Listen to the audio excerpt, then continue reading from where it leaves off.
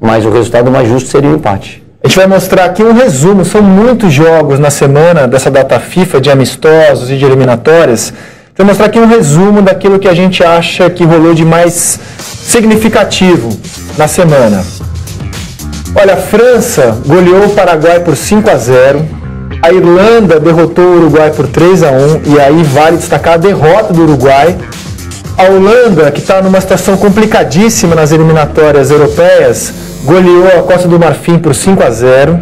A Alemanha, que joga amistoso com o freio de mão puxado, impressionante como a Alemanha joga amistoso com o freio de mão puxado, e empatou em 1-1, e já é o time da Alemanha que vai jogar a Copa das Confederações. É um time bem mais fraco do que o campeão do mundo. A Itália derrotou o Uruguai por 3-0, ou seja, o Uruguai tomou 2 pauladas na semana. A Espanha empatou com a Colômbia em 2-2. Pelas eliminatórias da CONCACAF, os Estados Unidos, que começaram muito mal, já vão entrando na normalidade. O México venceu o Honduras, e se ganhar domingo dos Estados Unidos no México, já se classifica para a Copa do Mundo também, passa a ser a segunda seleção classificada para o Mundial da Rússia. O Peru derrotou o Paraguai com gol de Guerreiro, 1-0, e o Equador empatou com a Venezuela em 1-1, com vários jogadores que atuam no futebol brasileiro nessa partida do Equador. E aí, eu quero falar da Itália com você, Dani Monte. Quero mostrar o grupo das eliminatórias europeias com a seleção italiana, e depois você me conta um pouco mais sobre a vitória sobre o Uruguai e como você está vendo a Itália rumo ao Mundial. Está aqui a classificação das eliminatórias europeias, Dani. A classificação mostra o que a gente estava falando no começo. Uma Espanha líder com um saldo de gol alucinante. A Itália não vai alcançar esse saldo de gol. Tem confronto direto em setembro. A Itália vai pegar a Espanha em casa dos adversários. Então esse aqui é o jogo que vai definir a primeira colocação. Claro, se a Itália conseguir vencer, eu acho que vai disparar na primeira colocação e vai se classificar. Mas assim, a tendência é ser um jogo duríssimo. Se der empate, vai se manter esse tipo de classificação, com a Espanha em primeiro e a Itália em segundo, fazendo a repescagem, e com dificuldade aí, porque pode realmente pintar um jogo duríssimo. E a Itália jogou de forma tranquila contra o Uruguai absolutamente, assim, não sei, sem vontade, não sei, o jogo não mostrou nada no jogo. Uma Itália com vários titulares, claro, no final de temporada, muitos cansados, teve um gol contra, esse aqui é o gol do Éder, e o terceiro gol foi do De Rossi de pênalti. Itália que está tentando se renovar, voltou El Shaarawy na seleção italiana, sofreu o pênalti, e o De Rossi, que já superou o Zoff como presenças na seleção italiana, faz esse terceiro gol. Aqui é a escalação da Itália, dá para ver que tem vários titulares. Tem o Donnarumma, que é um goleiro do Milan, que é muito jovem, né?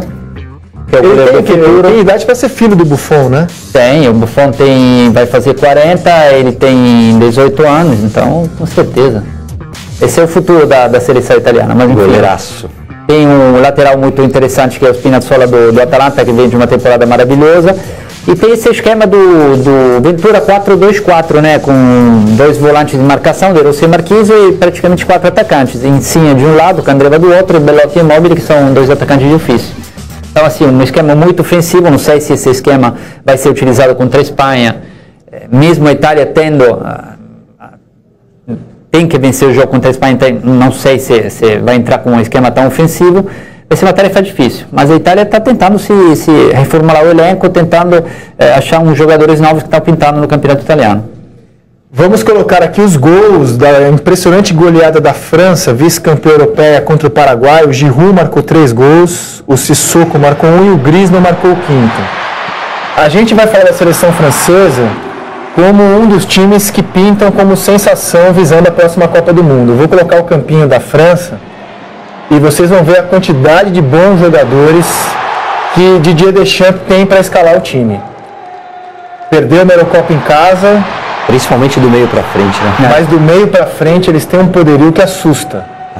E até 7, 8 meses atrás nem tinha um Mbappé que pintou assim, do nada, né? Ninguém estava esperando assim um crescimento tão rápido do jogador do Monaco. Se a gente for ver essa molecada aí de 18, 19 anos que está surgindo no futebol mundial, no momento, o gol do Griezmann, né, que já é uma realidade, o Mbappé e o Donnarumma são os 2 jogadores que eu acho que tem tudo para entrar na galeria dos grandes aí. Donnarumma é um goleiraço do Milan, da seleção italiana, e o Mbappé é um jogadorzaço. e ainda não está atuando como titular da seleção francesa. Fico até pensando no lugar de quem ele jogaria. Giroud. Do Giroud? Mas aí muda o esquema, né? O Giroud é um centroavante. Sim, mas ele é um centroavante de movimentação, um centroavante mais moderno.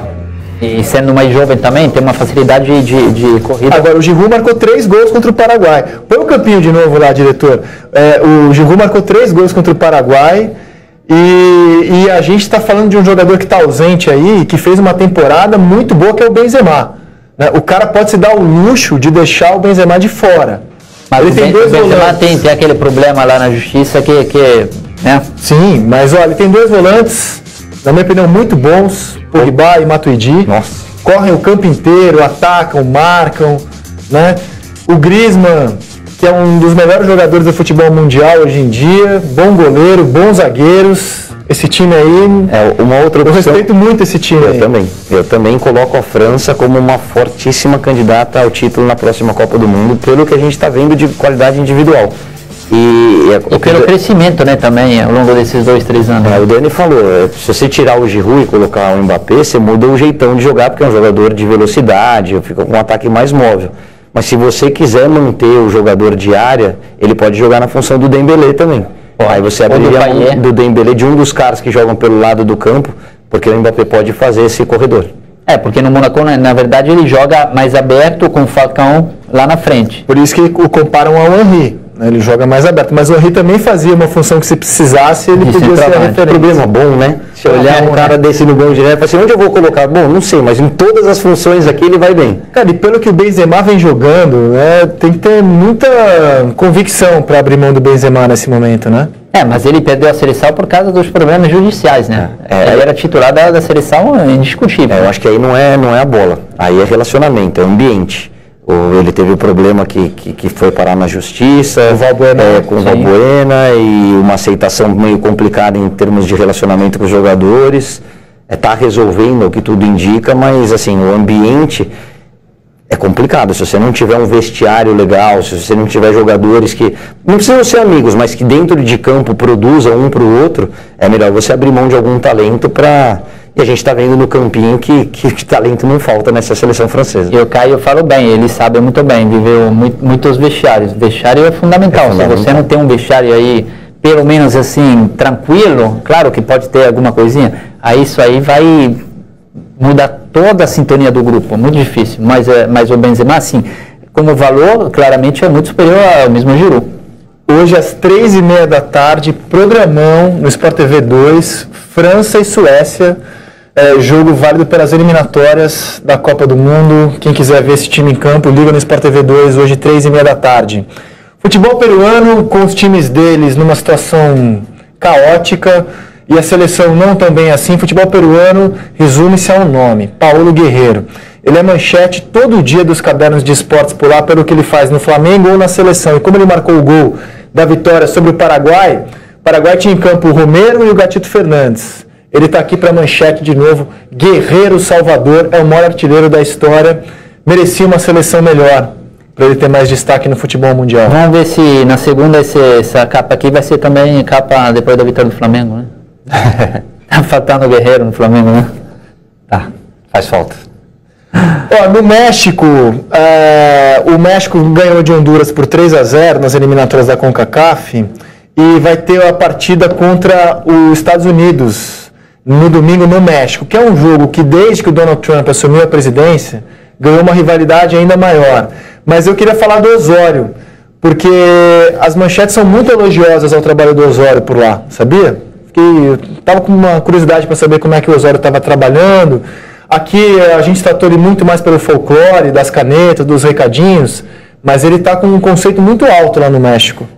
Eu acho que muito da fórmula de jogo, né, das ideias do Rogério, passam por esse convívio com o Osório. O Osório sempre foi um treinador muito ofensivo, que melhorava a qualidade do time individualmente, a performance dos atletas, justamente por essa forma de ver o futebol para frente.